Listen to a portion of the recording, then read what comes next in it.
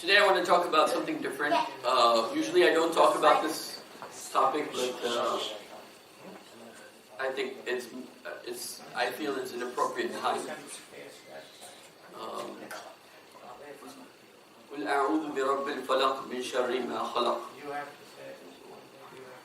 We live in very precarious times, very difficult times. Every Muslim family has one problem or another. And so today I want to talk about what to do and how to deal with the problems that we have. The problems Muslims have are multifaceted. When the Prophet ﷺ went to Medina, the Jews of Medina, they had done magic on the entire Muslim population of Medina. And one of the magics that they had done is that they were doing magic that none of the Muslim families would have a child. And the first child that was born in Medina, his name was Abdullah bin Zubayr radiallahu anhu. He was a companion of one of the great companions. He was like at the age of Hassan and Hussein, one of the small ones. Then he became older later on. He was the grandson of Abu Bakr, meaning Abu Bakr's daughter Asma. Asma is the older sister of Aisha. So Abu Bakr, Aisha's older sister Asma, they had a son, Abdullah, they named him Abdullah bin Zubayr. So there was a big celebration in Medina that a child has been born, and so therefore now the magic that is on the Muslims has been destroyed. We live in a time where you cannot believe, but I tell you, that we live in a time where magic and dark arts have been done on the Ummah of Muhammad sallallahu alaihi wasallam to make things difficult for Muslims even more than they're difficult. And the more a person is religious, the more these dark things affect them. The more the shayateen affect them. And it's very important for Muslims in our time to live a lifestyle where we know where we can protect ourselves from these things. So what are the things to do? See, the problems in our life, they come from certain directions. Of course, we know it's all a test from Allah, but you can understand that problems in our life come from certain directions. And one of the major directions that affects all of us, in fact, I will share with you something. You know Ayn, which we Urdu mein kehte hain nazar. The Prophet said, this is hadith in Sahih Muslim. The Prophet said, sallallahu alaihi wasallam, Al-Aynu yasbiqu al-qadr. Ayn, when somebody looks at someone with a certain view, which I'll talk about a story that happened with me. When someone looks at someone in a certain way, the Prophet said, it affects a person even passing the qadr of Allah. Even affecting him more than the qadr of Allah, more than destiny. There's another hadith in Sahih Muslim, the Prophet said, sallallahu alaihi wasallam, أَكْثَرَ النَّاسِ يَمُوتُ فِي أُمَّتِي يَمُوتُ بِالْعَيْنِ. Most of the people in my ummah, they will die because of ayn, which we call nazar, generally. Nowadays we think nazar is nothing, but I'll share with you an event that happened in my life, and then I tried to understand this phenomenon called nazar. What is this nazar? Or this ayn? How does it work? How does it function? How does it affect us? And so one day in Chicago, I was invited by very educated doctors, a group of doctors. They invited me and they said, we want you to do dars of Quran. And they wanted me to do dars of Quran of the last two surahs of Quran, Surah Al-Falaq and Surah Al-Nas. So I started thinking in my mind, how am I going to explain magic to these people? These are doctors, they're well educated, they have no idea about the unseen world. How am I going to even begin to talk about something that is of the unseen world? It's gonna look like a fantasy to them. It's gonna look like a fable to them. And I have to talk about these last two surahs. But anyway, I went and I gave my dars, I said what I said, but I heard something very interesting. One of the doctors, he was from Iran. One of the doctors was an Iranian doctor. He was telling me a story of his life. He said, I was with someone in Iran, when he was in Iran. He said, I was with someone, and he said he saw a man on a horse. And he said, looking at the man on the horse, he said, what a beautiful horse. He says, as soon as that man said that, that horse slipped in front of him and broke its leg. He says, so I believe in these things. I've seen it have an impact on people's lives. So we have to take, when Allah talks about shaitan, or when Allah talks about certain things that are part of the unseen world that are affecting us, in the materialistic world, we don't see these things. We don't see how they would affect us. By the way, I will share with you the cure to Ayn. Also, I'll give it to you today, and I will also talk about magic and Ayn a little bit. So, how does Ayn work? Or before I talk about this, I want to mention that there was a time, you may remember, when I was younger, and my Naniyama, my mom's mom, she would have this fun surah, which has the 5 surahs in it, right? Yeah. And I would say, why you have this fun surah? We have the whole Quran, and you read these 5 surahs, right? And I would kind of mock this. Oh, this is so silly. You read these 5 surahs and you leave the whole Quran. This makes no sense. Today I understand why that was important. Because when those women of that time, that generation, they were reading at least that much Quran every day, consistently every day.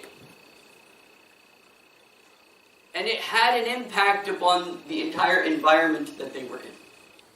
It protected them. It gave a certain atmosphere to the house that especially especially from the Indian subcontinent, our grandmothers.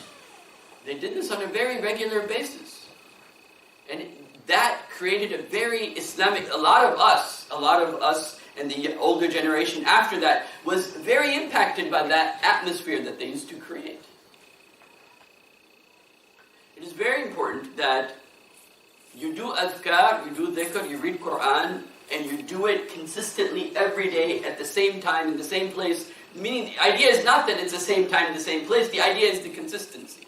If you want consistency, it has to be in the same place, the same time, every day. You're reading Quran at that time. This is what is demanded of the times that we live in, because you can't imagine the level of things that are surrounding us, the Muslim people today, that are out there to harm the Muslim families. Do you know these shayateen, these people, these Hindu sadhus? And because I've dealt with magic to a great deal, that I'm not going to go into detail, but I'll mention this, that these Hindu sadhus, these Hindus and certain, you look it up on internet, help my business Kabbalah. You know what Kabbalah is?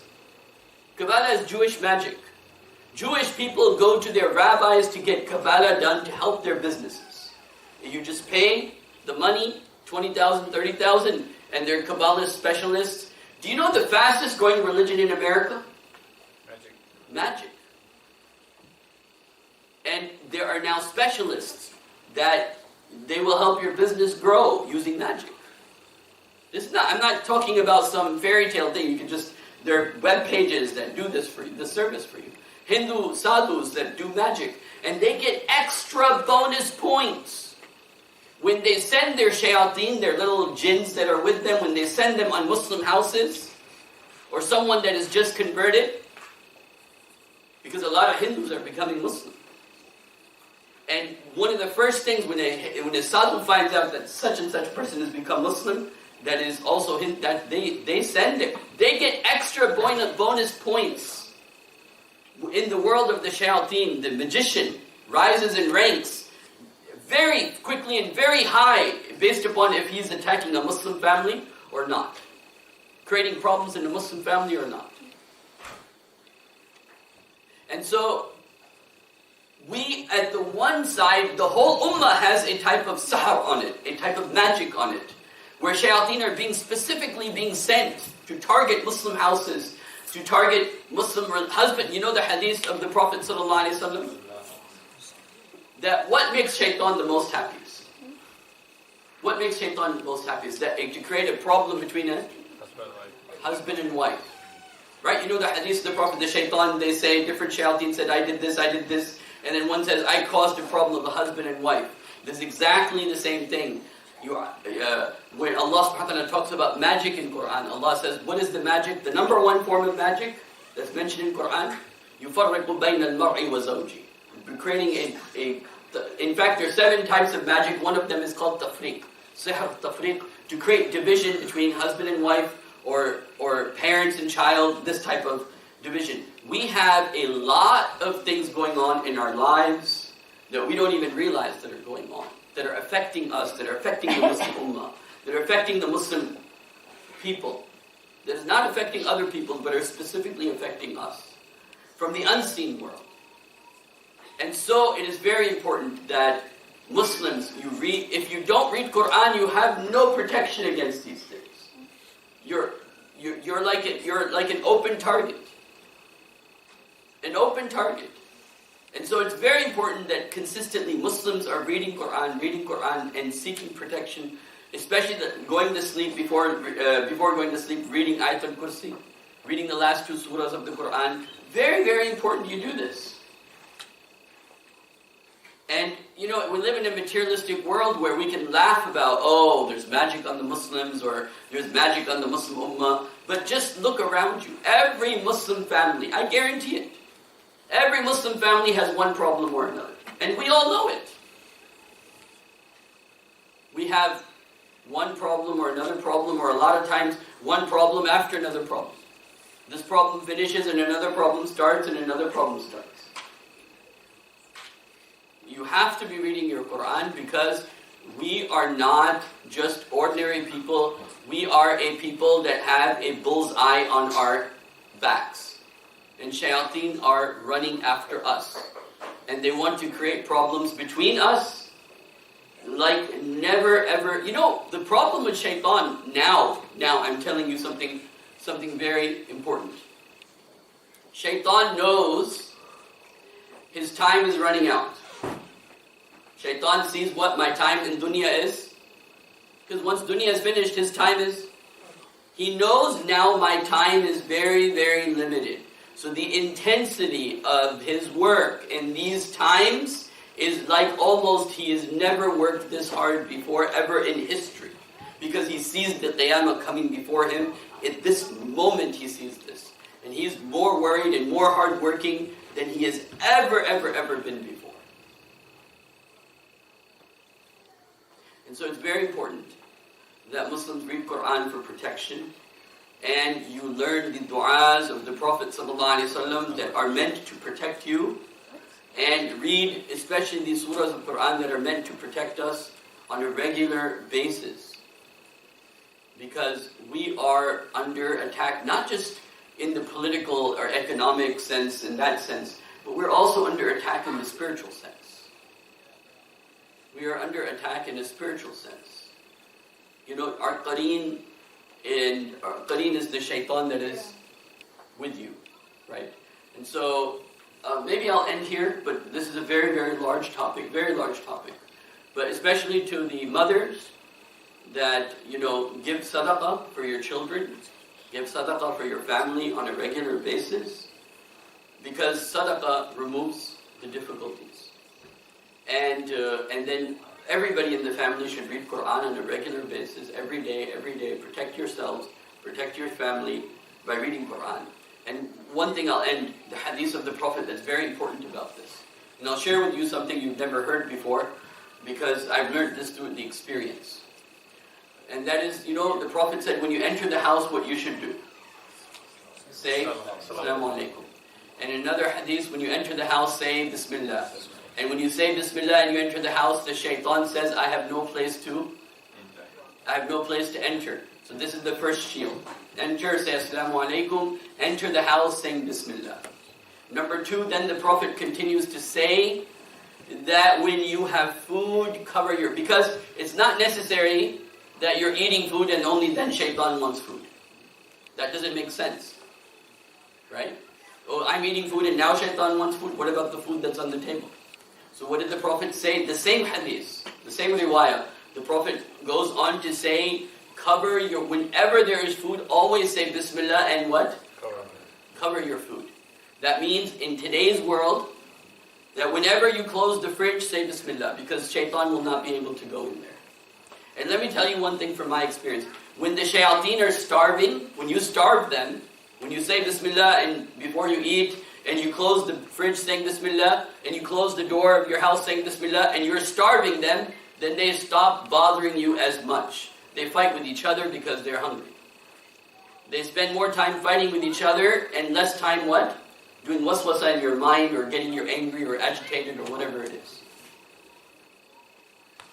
And so, it's very important that, number 2, you enter the house saying Bismillah, saying Assalamu alaikum, cover your food, saying Bismillah. This is words of the Prophet saying, and the Prophet said, if you don't find a lid, the same hadith continues, if you do not find a lid, like something to cover the food, the Prophet said, even put a stick over it and say Bismillah to kind of protect it.